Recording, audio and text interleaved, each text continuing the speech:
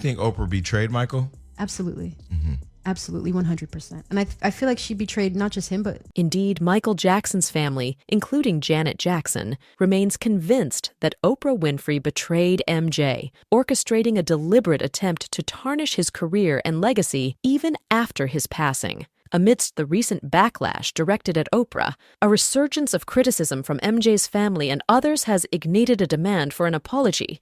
The question that looms large is, why did Oprah harbor animosity towards Mikkel, and did she actively seek to dismantle his legacy? The current wave of public scrutiny against Oprah, especially in light of Taraji P. Henson's discussions on Hollywood's pay disparity, has reignited interest in Oprah's fraught history with figures like Monarchy. Many now find it opportune to revisit how Oprah allegedly betrayed Michael Jackson and his family repeatedly. The pivotal moment was in 1993 when Oprah Winfrey secured an interview with Michael Jackson at his Neverland Ranch, an event that would become the most watched interview in television history. The intention behind the interview was to address long-standing rumors that had swirled since the mid-1980s. Speculations ranged from MJ's purported desire to become white or a woman, owning Elephant Man's remains, sleeping in an oxygen chamber, marrying Elizabeth Taylor, suffering from ED, having a monkey for a best friend, and even being telepathically connected to the monkey. The list goes on, encompassing a myriad of sensationalized claims about Michael Jackson.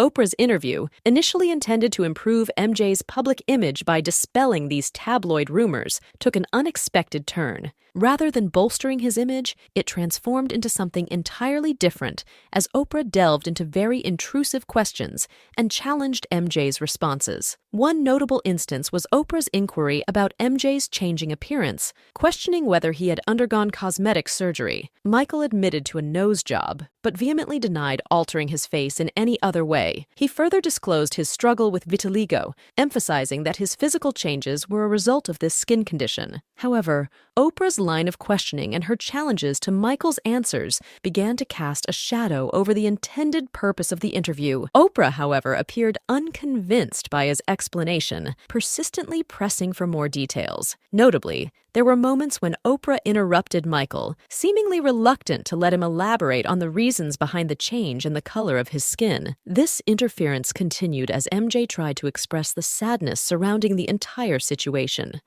In a Pepsi commercial.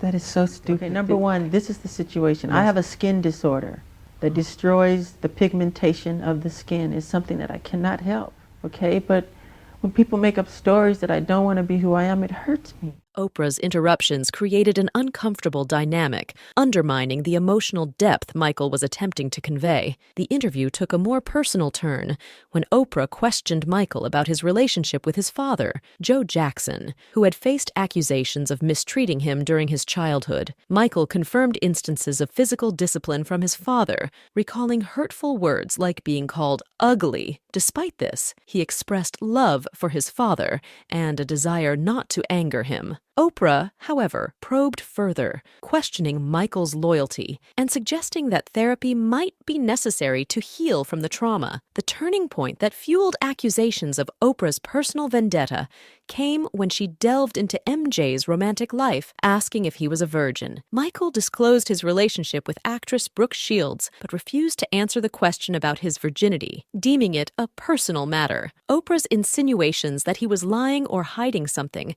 added an uncomfortable layer to the interview. Oprah's line of questioning extended to Michael's friendships with children, implying impropriety in his behavior. Michael explained that he enjoyed the innocence and purity of children, citing his own missed normal childhood due to fame. He emphasized that his interactions with children were meant to bring them joy and happiness. However, Oprah's insinuations about inappropriate conduct and asking if he ever slept with children in his bed struck a chord with Michael's fans, who deemed her questions disrespectful and biased. Critics argue that Oprah manipulated the audience by presenting Michael's responses in a questionable light, contributing to the damaging allegations that surfaced a few months after the interview in 1993. Subsequently, Michael's image was irreparably tarnished when the bombshell documentary Leaving Neverland was released, featuring James Safechuck and Wade Robson accusing Michael of sexual assault during their childhood. Oprah further stoked controversy by publicly supporting James and Wade in interviews, intensifying the public scrutiny of Michael Jackson. This perceived betrayal by Oprah has led to a groundswell of public sentiment, with individuals expressing their discontent online. Comments such as, "She needs to apologize to Michael Jackson's family.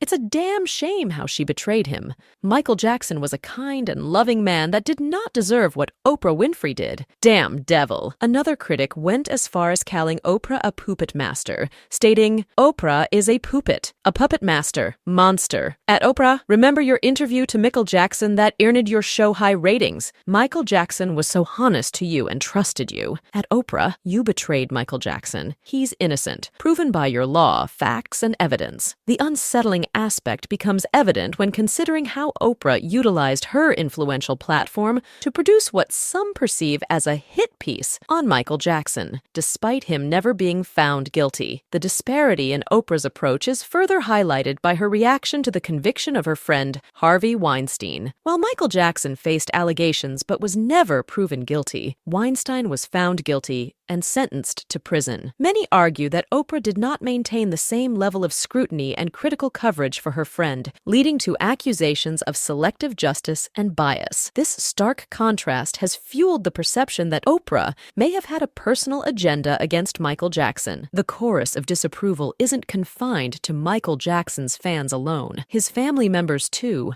have been outspoken about Oprah's perceived betrayal. Jermaine Jackson, Michael's older brother, took a direct stand against Oprah and other media outlets following the release of Leaving Neverland. Jermaine called out the media's tendency, including Oprah, to accept the documentary at face value without delving into the facts, proof, or credibility. In a pointed statement, he wrote, "So many in media, including at Oprah, blindly take at Leaving Neverland at face value, shaping a narrative uninterested in facts, proof, credibility. We faced similar graphic claims plus trial by media in 2005. Jury saw through it all. Trial by law proved Michael's innocence long ago. Fact." Brandy, another figure openly expressing dismay over Oprah's actions, shared her disbelief at Oprah's betrayal of the Jackson family. Brandy emphasized that even after the family had allowed Oprah into their lives on numerous occasions, the perceived betrayal was deeply hurtful. This sentiment underscores the familial dimension of the impact Oprah's actions had on those closest to Michael Jackson. Brandy's perspective on why Oprah supported a documentary like Leaving Neverland leans towards a more political interpretation than what may be apparent at first glance. Taj, another family member intimately connected to the situation, grew up with one of the accusers, Wade. Taj expressed profound disappointment in the face of what he saw as a web of lies and deceit surrounding Oprah's involvement. In Taj's own words, "For me, I've seen it happen before I was there when she was requesting an interview with my grandma and Michael's kids. Talking about Michael was misunderstood. She does what she needs. To me, it's an ultimate betrayal." Taj's first-hand account sheds light on Oprah's attempt to secure interviews with Michael's family, seemingly with the intention of framing Michael as misunderstood.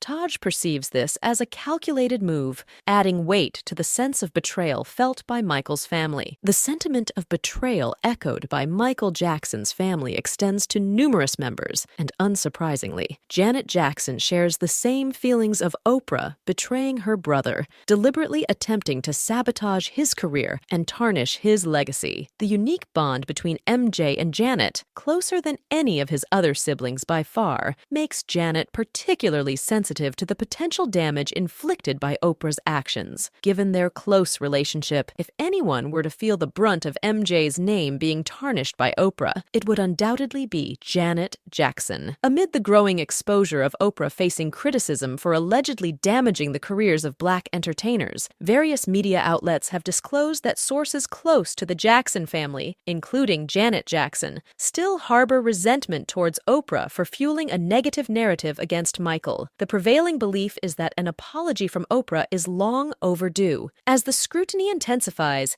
and calls for accountability grow louder, the question remains, what are your thoughts on how Oprah allegedly betrayed Michael Jackson multiple times? Do you believe an apology is warranted? Share your perspective in the comments section below.